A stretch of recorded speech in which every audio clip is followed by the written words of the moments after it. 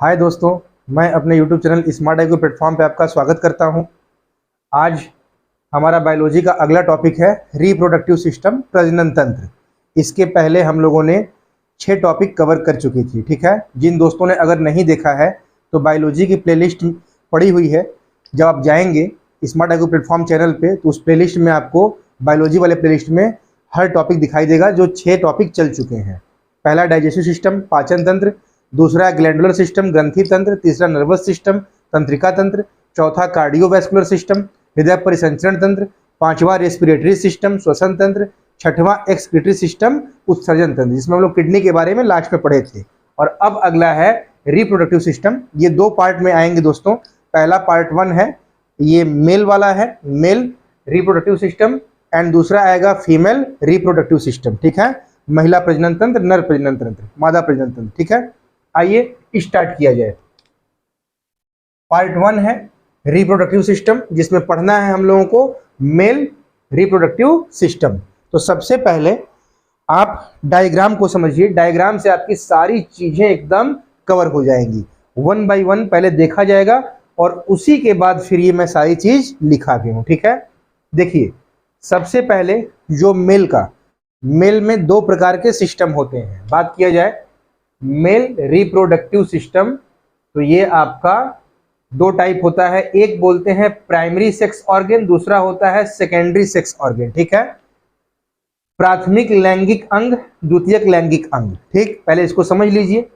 Primary sex organ क्या करते हैं? ये प्रजनन करते हैं। ठीक है, प्रजनन डायरेक्ट जो प्रजनन करे वो प्राइमरी सेक्स ऑर्गन है, और सेकेंडरी जो प्रजनन में सहायक हो। तो अब प्राइमरी में क्या क्या है?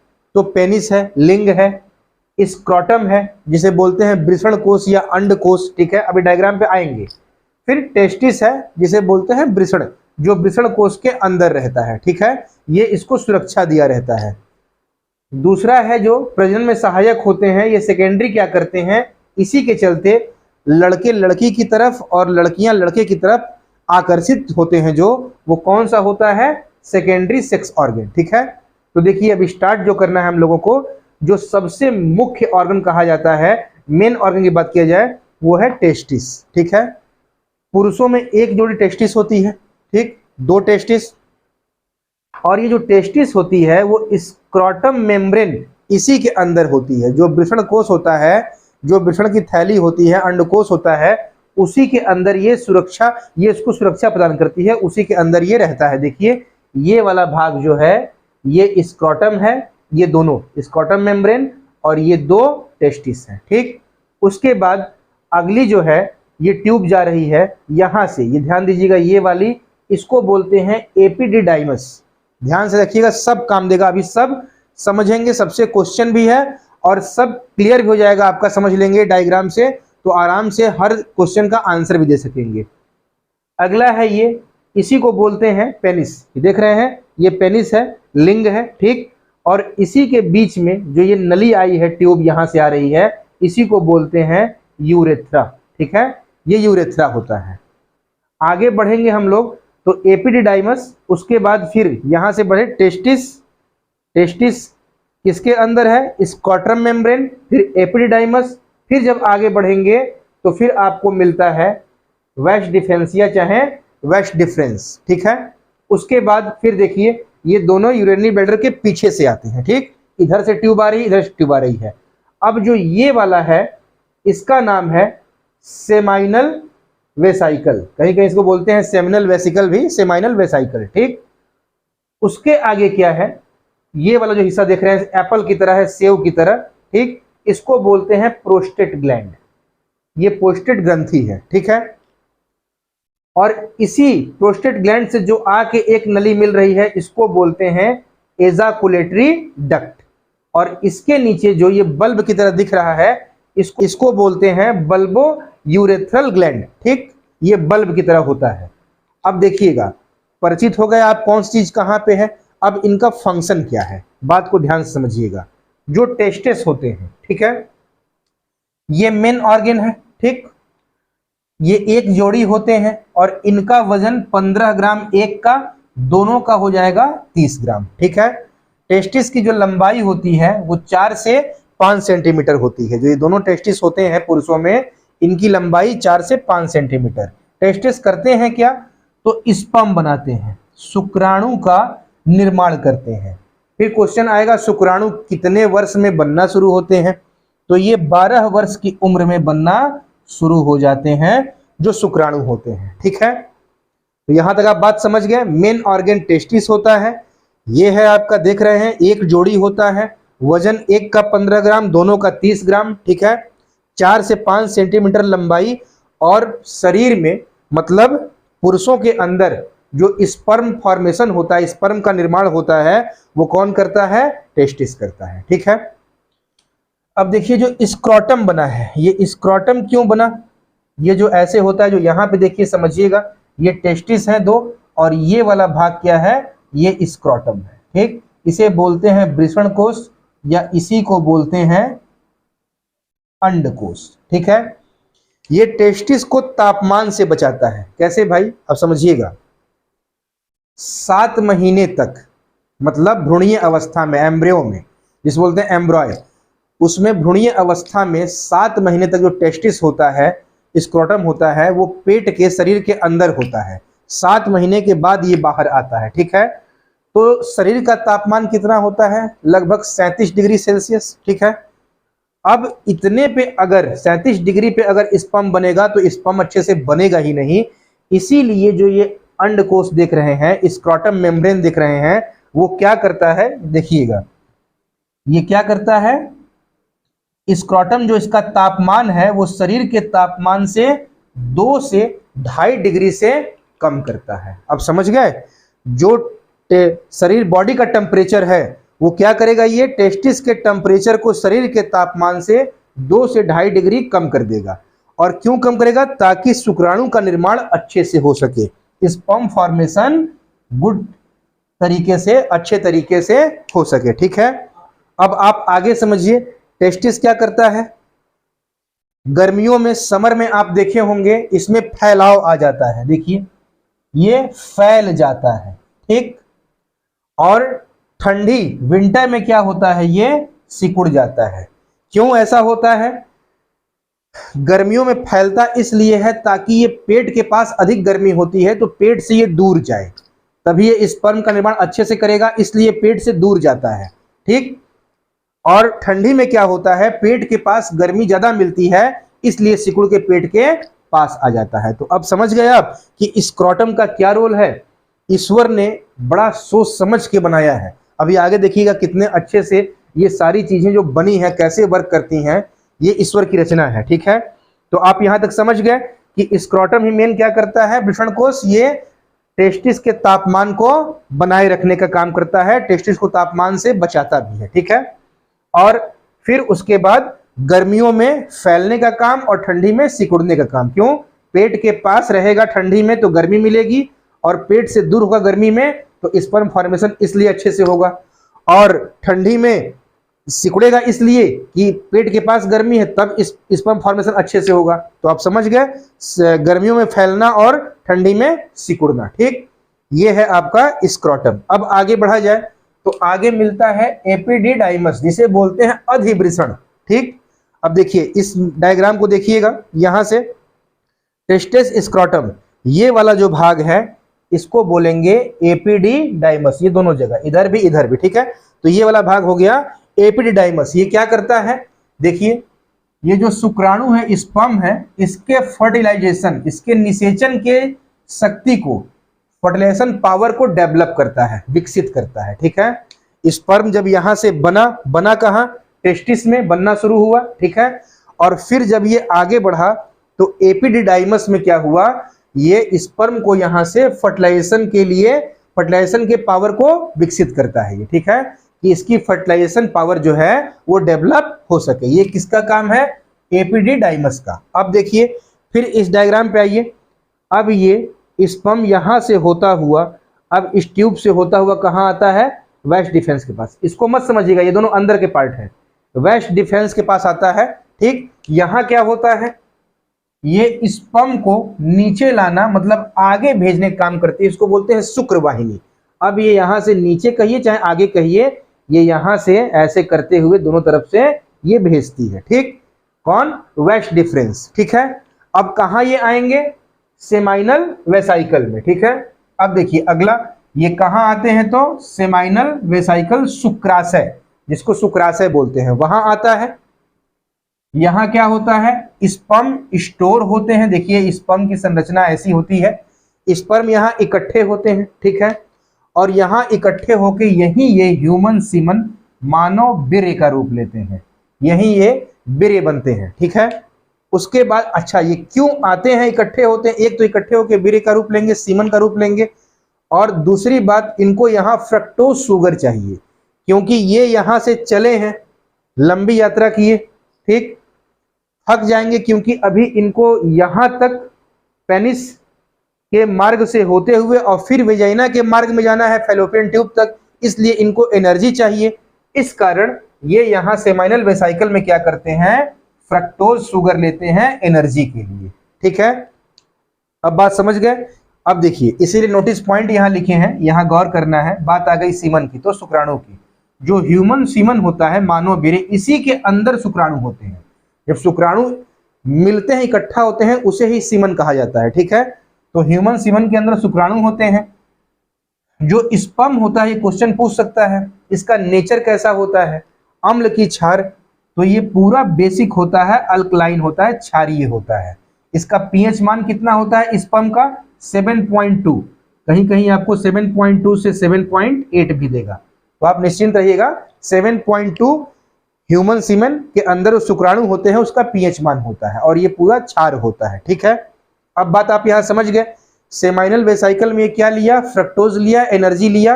अब आगे बढ़ने के लिए सीमन का रूप लेके, ठीक है। अब जो आप आगे देख रहे हैं सेमाइनल वेसाइकल जो दोनों तरफ है, अब आगे कौन मिल रहा है? ये मिल रहा है, ये जो है ये पूरा का पूरा ये प्रोस्टेट ग्लैंड ये मिल रहा है, ठीक है। अब प्रोस्टेट ग्लैंड क्या करता है? इसमें मिल्की फ्लूइड को निकालता है, ये मिल्की फ्लूइड रिलीज करता है, सिक्रेट करता है, ठीक है। तो मिल्की फ्लूइड रिलीज करता है, सिक्रेट करता है, किस लिए? जिससे जो सीमन है, जो स्पर्म है, वो व्हाइट हो जाता है, सफेद हो जाता है, और इसको और ज्यादा पावर मिल जाती है, ठीक है। इसमें और भी चीजें मिलती हैं जिससे इसकी ताकत बढ़ जाए, और यहां आके ये व्हाइट सफेद रंग का रूप लेता है, क्योंकि प्रोस्टेट ग्लैंड ही मिल्की फ्लूइड को सिक्रेट करता है, ठीक। अब समझिएगा, ध्यान से देखिएगा डायग्राम को। ये जो ट्यूब आ रही है दोनों तरफ से, ये पूरा, ठीक है, और यहां है आपका प्रोस्टेट ग्लैंड, ये भी मार्ग खुला है, ये पीछे का भाग समझिएगा, और ये है आपका यूरिनरी ब्लैडर, ठीक, मूत्राशय, यहीं पर यूरिन इकट्ठा रहता है। मूत्र जो होता है यहीं इकट्ठा रहता है। यहां दोनों जाए तो दोनों तरफ किडनी है, ठीक है, तो यहां पे यूरिन इकट्ठा हो रहा है। तो अब देखिए दोनों का मार्ग एक ही है। ये वाला मार्ग क्या है आपका, देख रहे हैं आप, ये क्या है? यूरेथ्रा है, ठीक है। तो ये जो यूरेथ्रा आ रही है, ठीक है, पेनिस के रास्ते, ये पेनिस है। तो अब बात को समझिएगा कि जो एजाकुलेटरी डक्ट है, इसको बोलते हैं अस्खलन नलिका, ठीक है, अस्खलित करता है, अस्खलन नलिका।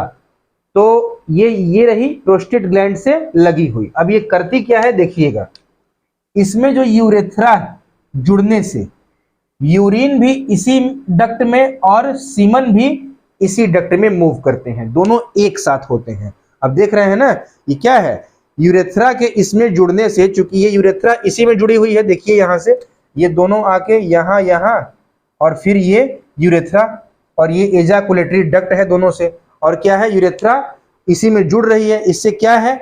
यूरिन भी इसी में, ये यूरिन है इसी रास्ते से, और जो स्पर्म आ रहा है वो भी इसी रास्ते से मूव करता है। अब दोनों एक ही जगह से मूव कर रहे हैं, तो एजाकुलेटरी डक्ट से ही वीर्य निकलते हुए आता है यूरेथ्रा में। समझ गए? तो देखिए इसे लिखे हैं कि इसमें यूरेथ्रा जुड़ने से यूरिन भी इसी डक्ट में, मूत्र भी इसी नलिका में, और आपका सीमन जो वीर्य है इसी नलिका में आता है। अब जाहिर सी बात है कि अगर थोड़ी देर पहले यूरिन निकला है, ठीक है, और उसके बाद फिर स्पर्म निकल रहा है, तो जब यूरिन आएगा इस मार्ग से, तो यूरिन का पीएच मान कितना होता है? ठीक है, यहां लिख देते हैं यूरिन का पीएच मान जो होता है यूरिन का, वो पूरा का पूरा 6.0 होता है, मतलब 6 होता है।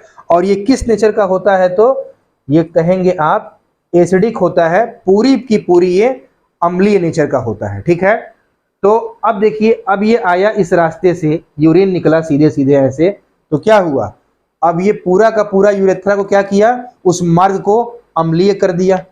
और जो एल्केलाइन और जो स्पर्म है वो क्या है, अभी आप पढ़े हैं कि जो शुक्राणु होता है वो एल्केलाइन नेचर का होता है। ठीक है, देखिए स्पर्म जो होता है वो क्या है, क्षार है।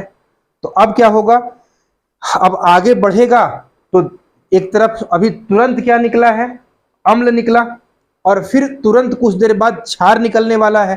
तो क्या होगा, तो जो अगली ग्लैंड है आपकी, देखिए बल्ब नुमा जो बताए हैं ना, ये बल्ब नुमा जो संरचना है, जिसको बोलते ही है बल्बो यूरेथ्रल ग्लैंड, क्या करती है, ये अल्कलाइन निकालती है। ठीक है, क्षार को सिक्रेट करती है, जिससे यूरेथ्रा क्षारीय हो जाए। ठीक है, कि अभी यूरिन आया है, तो अभी यूरिन जब निकल गया तो ये पूरा मार्ग अम्लीय हो गया। इसीलिए जो ये बल्बो यूरेथ्रल ग्लैंड है यहाँ पे, इसका काम ही है कि अब यहाँ से अल्कलाइन निकालते हुए जो ये यूरेथ्रा का मार्ग है इसको क्षारीय कर देना। क्यों क्षारीय करना, कि जो वीर्य का, ह्यूमन सीमेन का जो पीएच मान है वो चेंज ना हो, वो अपने ही रूप में आए। जो ह्यूमन सीमेन है उसके पीएच मान को मेंटेन करने का काम किसका है, बल्बो यूरेथ्रल ग्लैंड का है। अब बात समझ गए आप लोग, ये काम होता है। तो देखिए ईश्वर की रचना, कितना भगवान ने सोच समझ के बनाया है सारा काम। और एक चीज अब और गौर करिएगा, अभी रिकॉल कराते हैं, फिर पूरा हम रिकॉल कराएंगे कायदे से। ठीक है, अभी और कुछ बातें हैं।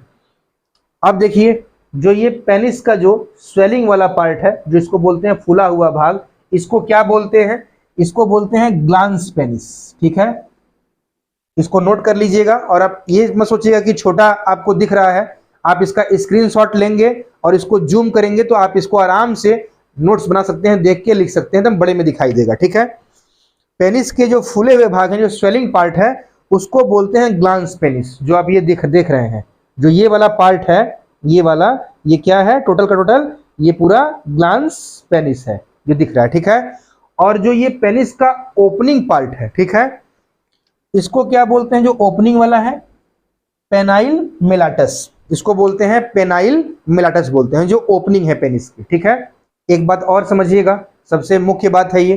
ठीक है, जो आप ये देख रहे हैं प्रोस्टेट ग्लैंड, ठीक है, ये क्या काम करता है, ये एक डोर का काम करता है। ठीक, देखिए क्या होगा, जैसे यहाँ से टेस्टिस से होता हुआ स्पर्म जब बन के यहाँ से आता है, तो ये भी यूरेथ्रा के मार्ग से निकल रहा है।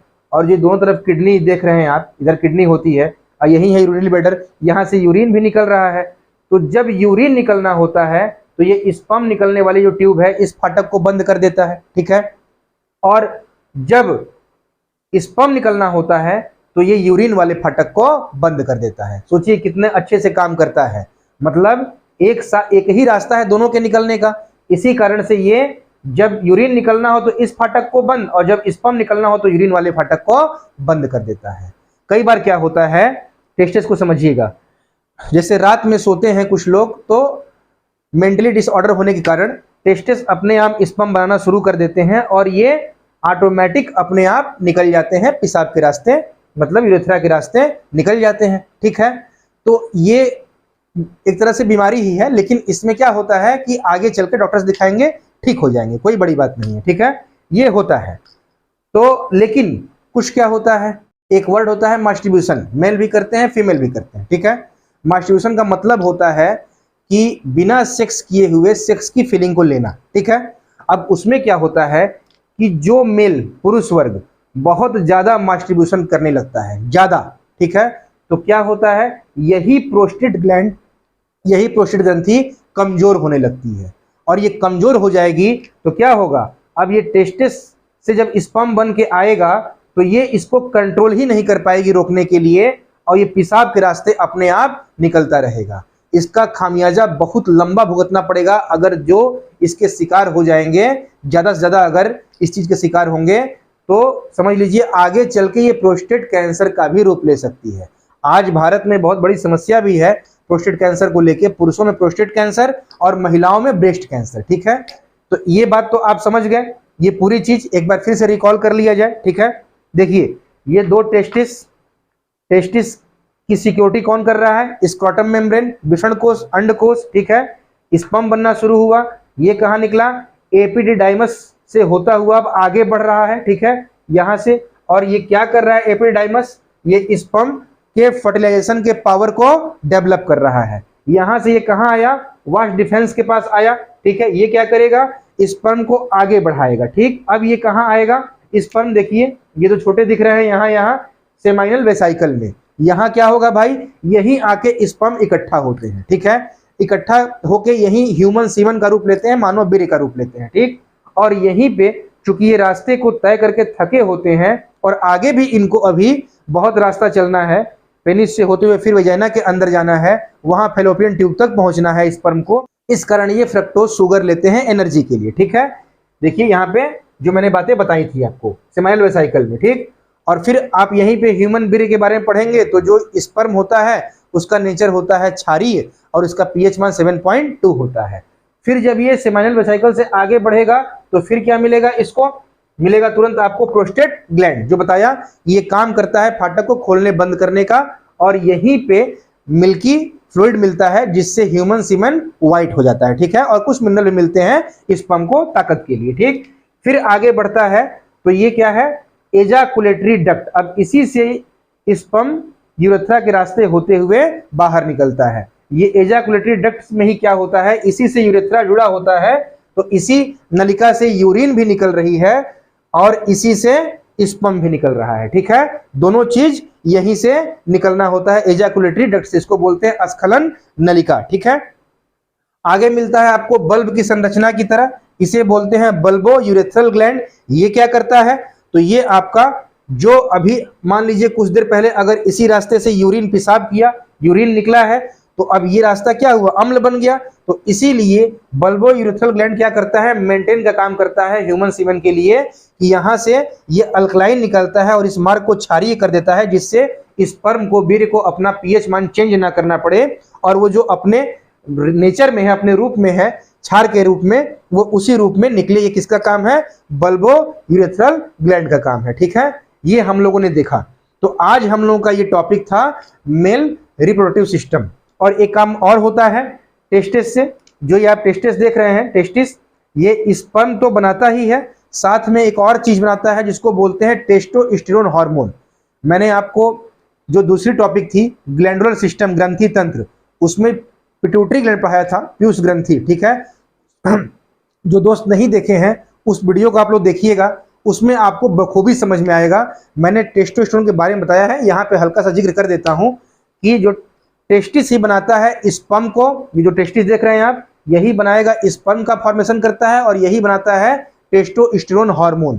क्या करता है टेस्टोस्टेरोन हार्मोन, पुरुषों के शरीर पर बाल का होना, छाती पर बाल का होना, पुरुषों की दाढ़ी मूंछ का होना, पुरुषों के आवाज का भारी होना, ये सब जितने भी चीजें हो रही हैं उसके लिए उत्तरदायी कौन है, रिस्पॉन्सिबल कौन है, टेस्टोस्टेरोन हार्मोन। और किससे बनता है, टेस्टिस से ही बनता है, ठीक है।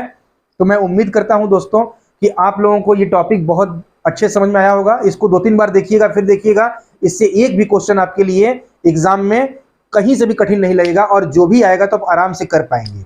और फिर मैं इसका जल्द ही पार्ट 2 लेके आता हूं, जो है हमारा फीमेल रिप्रोडक्टिव सिस्टम, मादा प्रजनन तंत्र या महिला प्रजनन तंत्र, ठीक है, उसके बारे में डिस्कस किया जाएगा। आप इसका स्क्रीनशॉट लीजिए, फिर हम जल्द ही मिलते हैं अपने नेक्स्ट वीडियो में। Thank you so much.